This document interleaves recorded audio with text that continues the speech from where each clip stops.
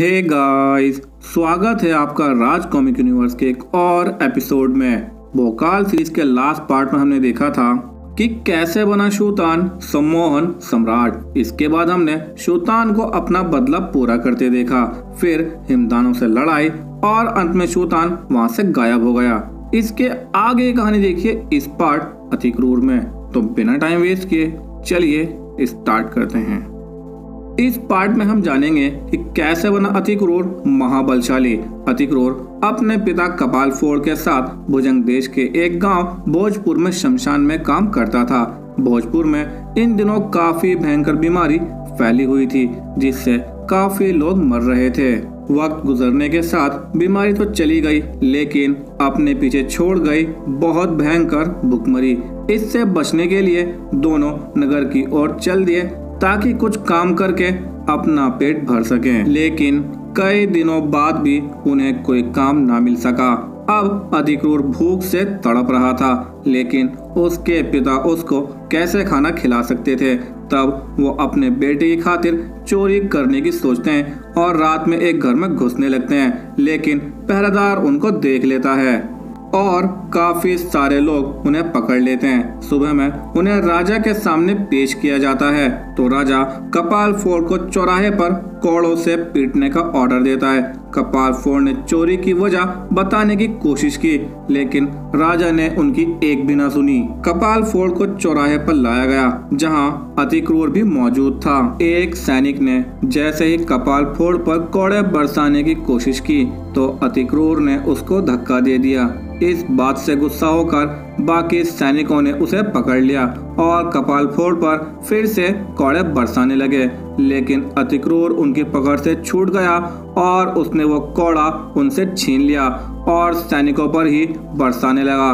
तब सभी सैनिकों ने मिलकर उन दोनों को पकड़ लिया, फिर दोनों को एक साथ रस्सी से बांधकर दोनों पर कोड़े बरसाने स्टार्ट कर दिए।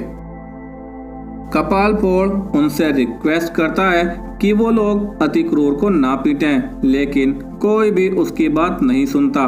काफी पीटने के बाद वो लोग उन्हें वहीं छोड़कर चले जाते हैं। तब अतिक्रूर से उसके फादर कहते हैं कि ये सब उनकी वजह से हुआ है, न वो चोरी की कोशिश करते न ही उन्हें यह सब सहना पड़ता।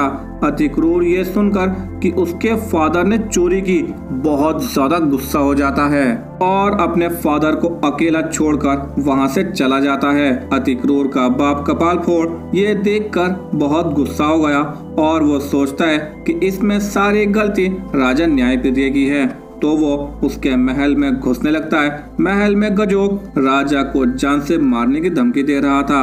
कपाल फोड़ ये सब सुन रहा था। तभी गजोग ने महाराज की गर्दन उड़ा दी।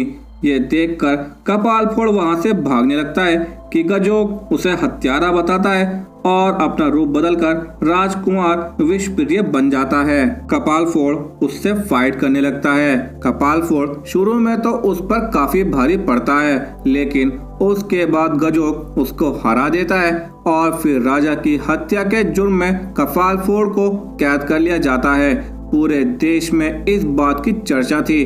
अतिक्रूर को जब ये बात पता चली तो उसका दिल टूट गया और एक चिता के अंदर वो कूद जाता है, लेकिन अंदर उसने पाया खुद को एक नई जगह। अतिक्रूर के सामने थे शमशान के प्रभु मशान राज, जो अतिक्रूर से कहते हैं कि उसके पिता को फंसाया गया है, जिन्हें बचाने के लिए अतिक्रूर को शक्तिशाली बनना पड़ेगा।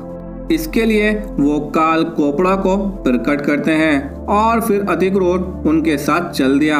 रास्ते में एक काफी बड़ा पेड़ गिरा, जो गिराया था एक युवक ने। गुरु की आज्ञा से उसने वो भारी भरकम पेड़ हटा दिया। तभी अतिक्रूर को लगा जैसे भूकंप आया हो। आगे बढ़ने पर पता चला कि ये गुरुजी का शिष्य कर रहा था। फिर एक शिष्य एक शेरनी को अपने कंधों पर उठा लाया, क्योंकि वो उस पर अटैक कर रही थी और इन सब में उसकी टांग टूट गई। आश्रम में पहुंचकर शुरू हुई अति क्रूर की शिक्षा। वह पूरे विश्वास के साथ अपना शरीर बनाने पर तुल गया। हाथी से टकराने की शक्ति आ गई उसमें, बाजुओं में ताकत, फौलादी मुष्टि प्रहार, शरीर फौलाद बन गया अति क्रूर का। फिर आया परीक्षा का दिन। अपने साथी शिष्यों के साथ मल्लयुद्ध, जंगल के ताकतवर प्राणियों से कुश्ती, सभी परीक्षाओं में उत्तीर्ण रहा वह। तब खड़े हुए गुरु कपाल कोपड़ा जो कहते हैं, शिष्यों अब आपको अपनी शक्ति प्रदर्शन करना है। वह बड़ी पहाड़ी चट्टान वहां से हटानी है। फिर सभी चट्टान की तरफ बढ़ चले। सभी शिष्य बारी बारी चट्टान को हिलाने के प्रयास में जुट गए, किंतु कोई भी शिष्य ये काम अंजाम न दे सका। तब सभी शिष्य चट्टान पर जूझ पड़े, लेकिन उनसे भी वो चट्टान न हिली। तब कपाल कोपड़ा के कहने पर अति क्रूर आगे बढ़ा और अगले ही पल चट्टान दूर तक लुढ़कती चली गई। इस तरह पूरी हुई अति क्रूर की शिक्षा पूरी होने के बाद अति क्रूर ने गुरुजी से आज्ञा ली और भुजंग देश के कारागार में अपने पिता से मिलने पहुंच गया, जहां कपाल कोबड़ा बताता है कि गजों की कैद से उसे केवल दंताक ही मुक्त कर सकता है, जो कि तिलिस्मी ओलंपाक में है। फिर अति क्रूर विशाल नगर आ जाता है। ये सारी कहानी अति क्रूर भोकाल और श्वेता को सुना रहा था।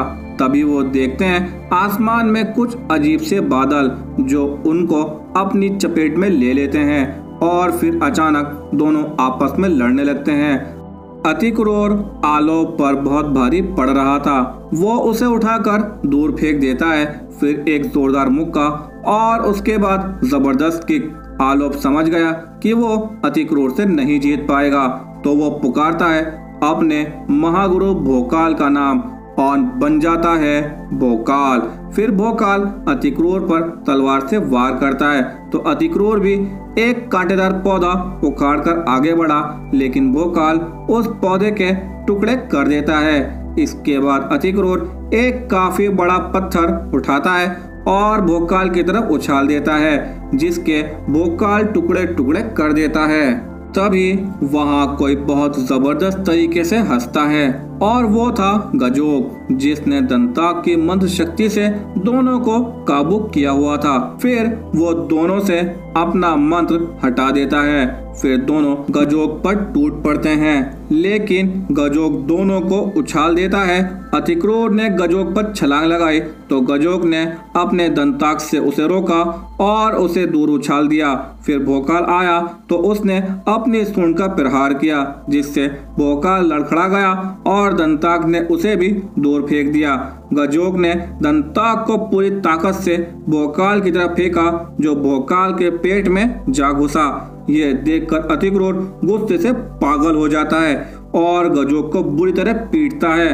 फिर वो गजोग के सींग उखाड़कर उसको जान से मारने ही वाला था कि गजोग कहता है कि वो भोकाल को ठीक कर सकता है। फिर उसने मृत संजीवनी की पत्तियां और अपना टूटा दांत घिस कर लेप बनाया, जो कि दंताक की काट थी।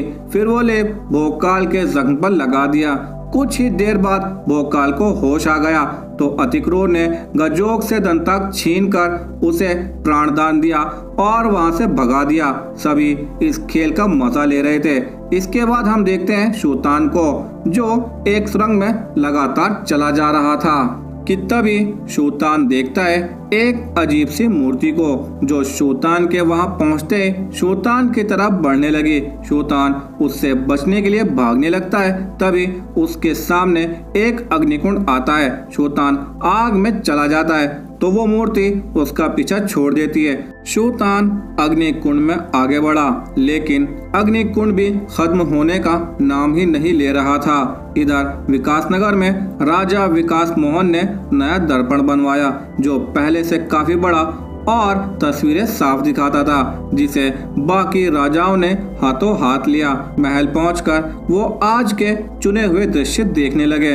अगले दिन श्वेता को बुखार हो जाता है, तो वो खिलौने मांगने लगती है। ये देखकर फूचांग खिलौनों से भरा एक बोरा तिलिस्मी ओलंपाक में भेज देता है, जिन्हें देखकर श्वेता उनकी तरफ जाने लगती है कि सभी खिलौने बड़े हो जाते हैं और खुद को ल्यूटाइज कहने लगते हैं। वो भोकाल और अतिक्रूर को पकड़ लेते हैं, लेकिन श्वेता भागने लगती है। श्वेता एक गड्ढे के ऊपर से कूदकर दूसरी तरफ चली जाती है, जिससे एक के बाद एक 2 ल्यूटॉस गड्ढे में गिर जाते हैं।